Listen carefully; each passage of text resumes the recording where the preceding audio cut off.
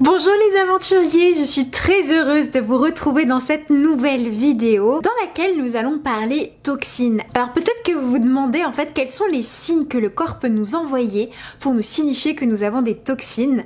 C'est ce que j'avais envie de vous partager dans cette nouvelle vidéo, en sachant qu'à la fin de cette vidéo, nous irons en cuisine pour réaliser ensemble ce qu'on appelle un churna, c'est-à-dire un mélange d'épices qui va permettre en fait de diminuer les toxines, donc on appelle ama en sanskrit, par l'augmentation de la force du feu digestif. Puisque le feu digestif est vraiment le garde-fou finalement de l'équilibre des toxines dans le corps et dans l'esprit.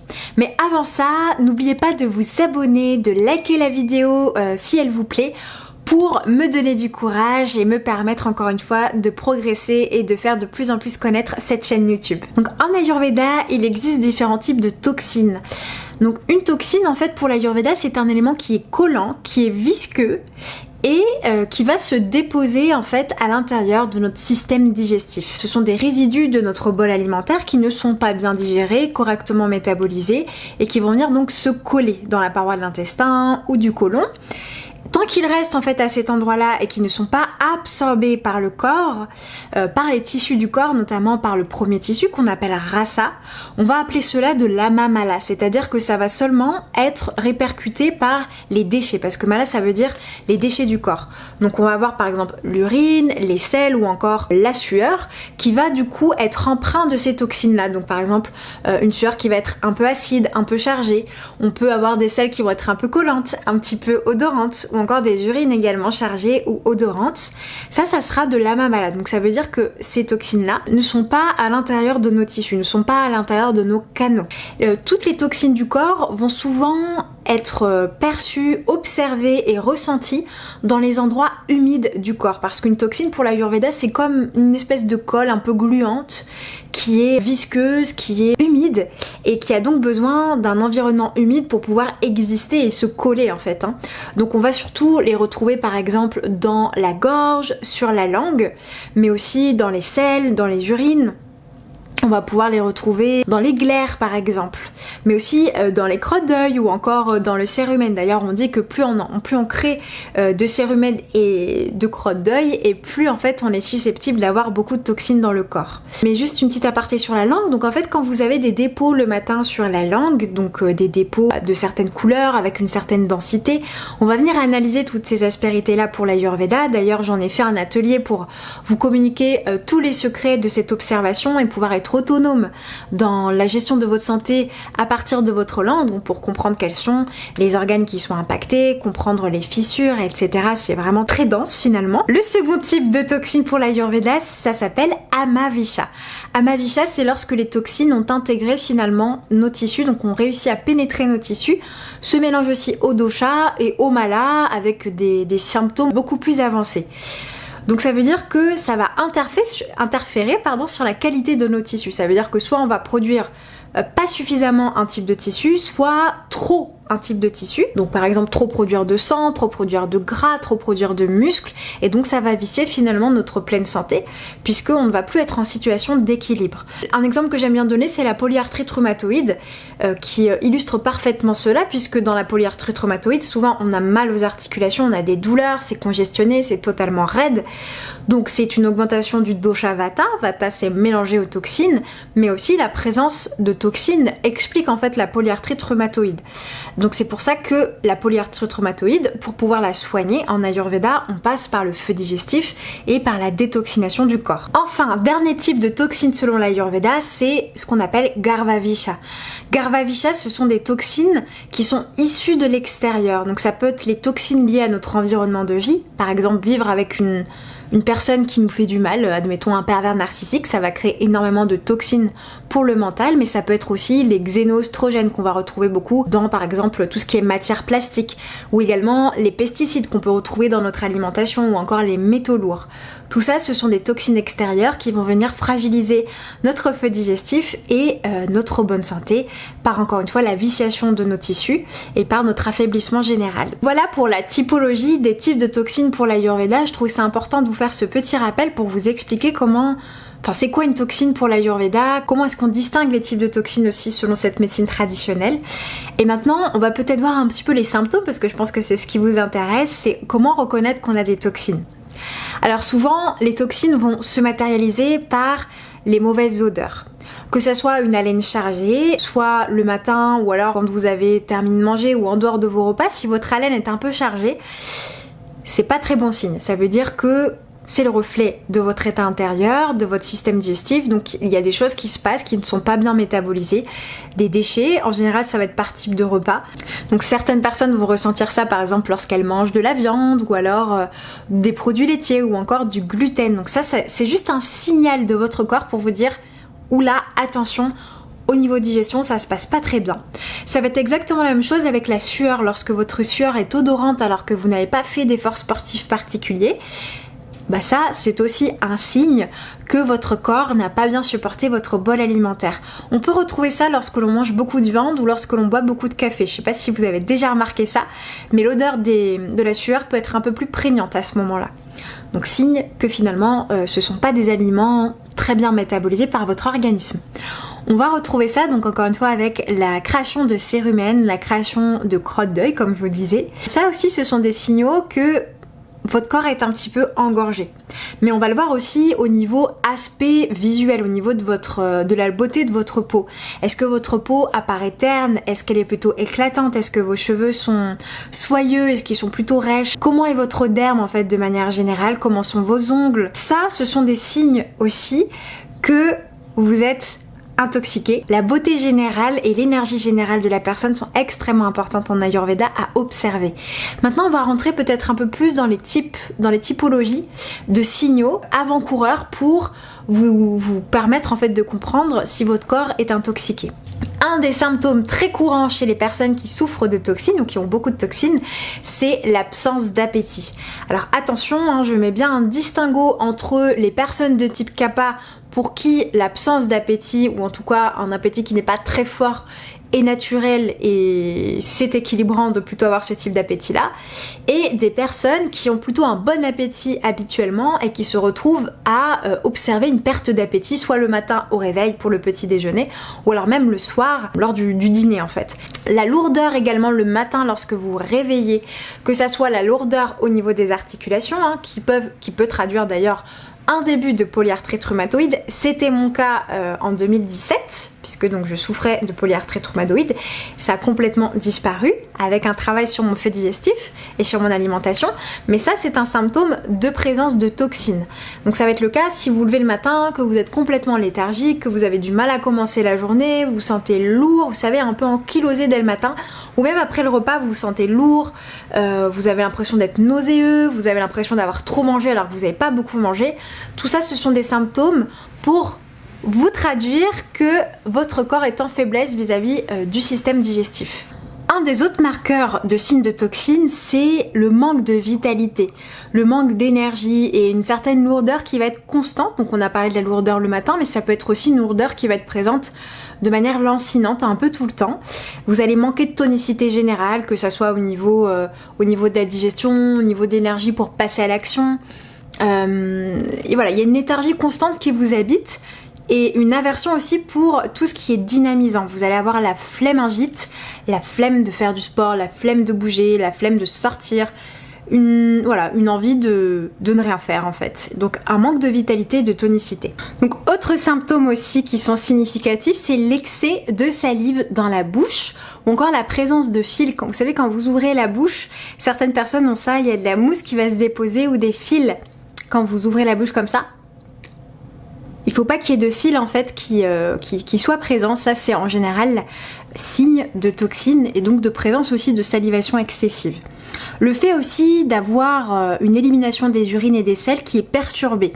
Donc soit vous allez en avoir trop, soit pas assez. Donc quand vous avez trop de diarrhée, trop de selles liquides ou alors que vous souffrez de constipation alors que c'est pas dans votre nature, c'est qu'il y a quelque chose qui est perturbé au niveau de Vata, de ce qu'on appelle Apana Vata, l'élimination des éléments vers les bas, d'excrétion vers le bas. Ça, c'est souvent aussi le signe de présence d'ama, de toxines. Donc une des choses qu'on fait beaucoup en Ayurveda, c'est ce qu'on appelle l'angana. L'angana, ça veut dire allègement. Donc ça va passer déjà par l'alimentation. Au Observez quels sont les aliments que vous ne métabolisez pas bien. Est-ce que vous avez des effets au niveau de votre corps, comme des ballonnements, une sensation de lourdeur, de congestion, de nausée? Mentalement, vous vous sentez alourdi lorsque vous avez mangé un type d'aliment particulier. Ça peut être boire un verre de lait, manger une viande, manger des crudités, manger du pain, du fromage. Soyez vraiment en conscience de ce que vous mangez.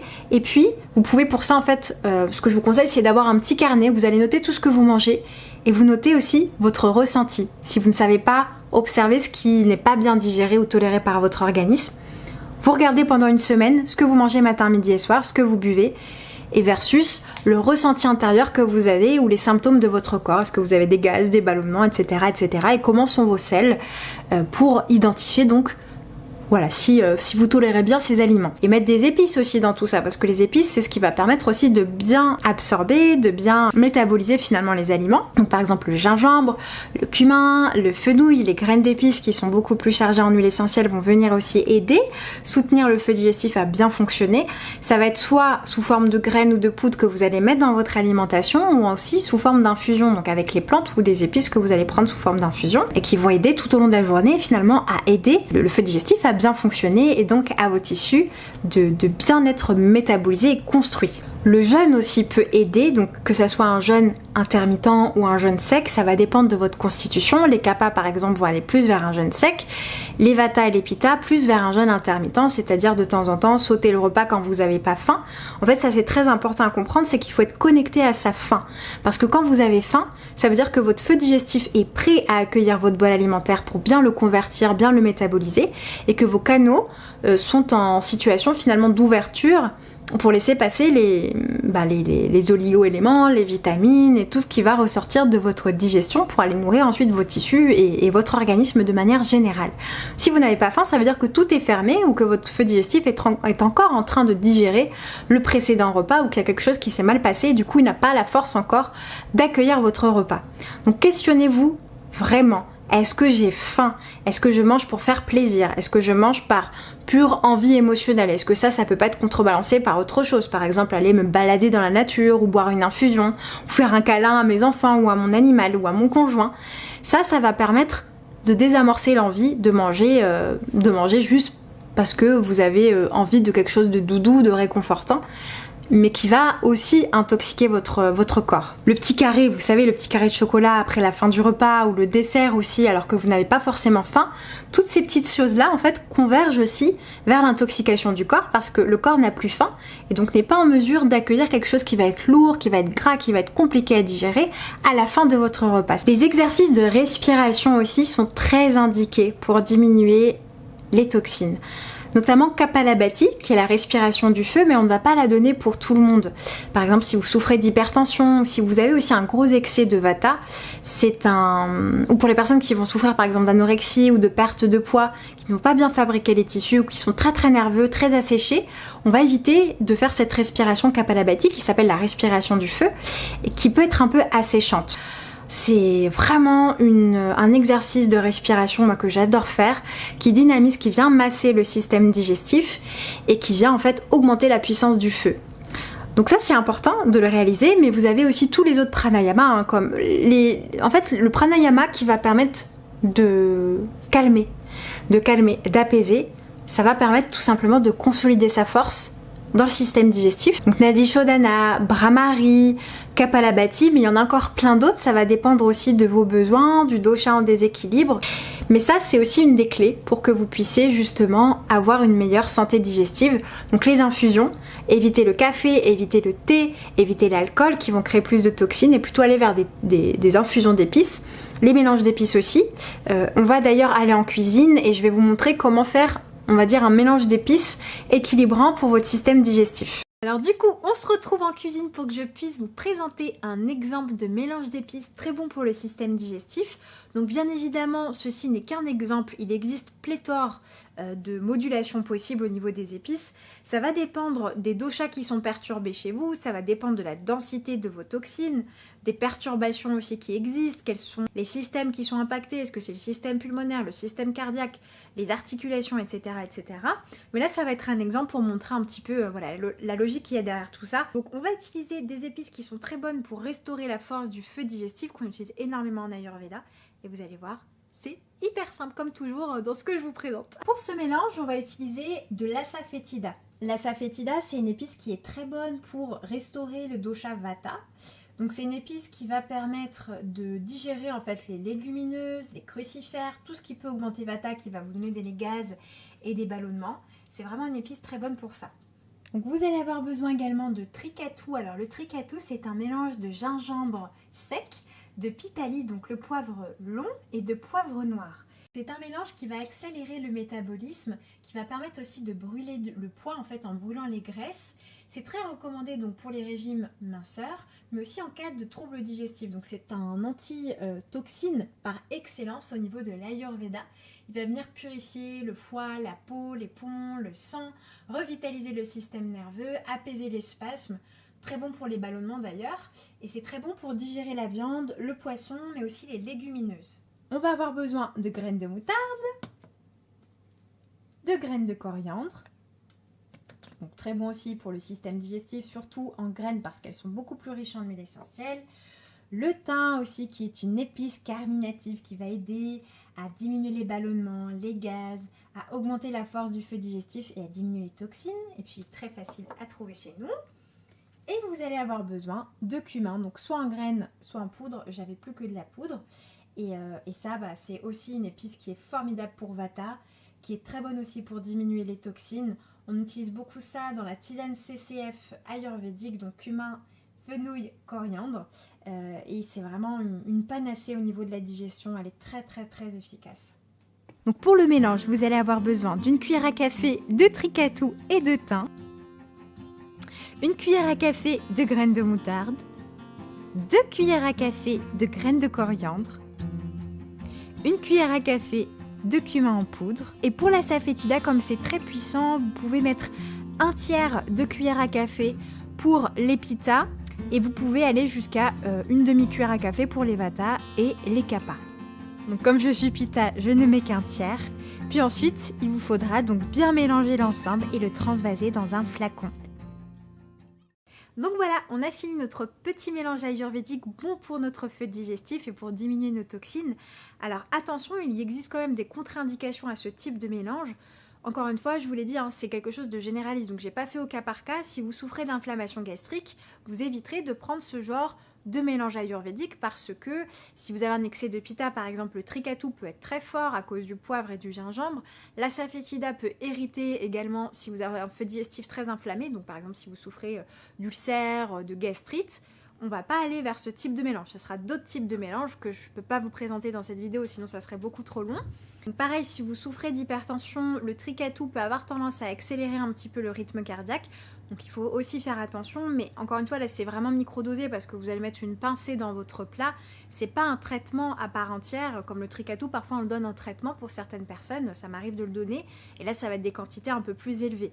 Là c'est vraiment une pincée que vous allez mettre dans votre repas, donc que vous allez mettre dans vos plats, voilà, dans vos légumes, dans votre viande, dans votre poisson, dans ce que vous allez manger, pour permettre de faciliter la digestion et à votre feu digestif de mieux métaboliser ces aliments-là.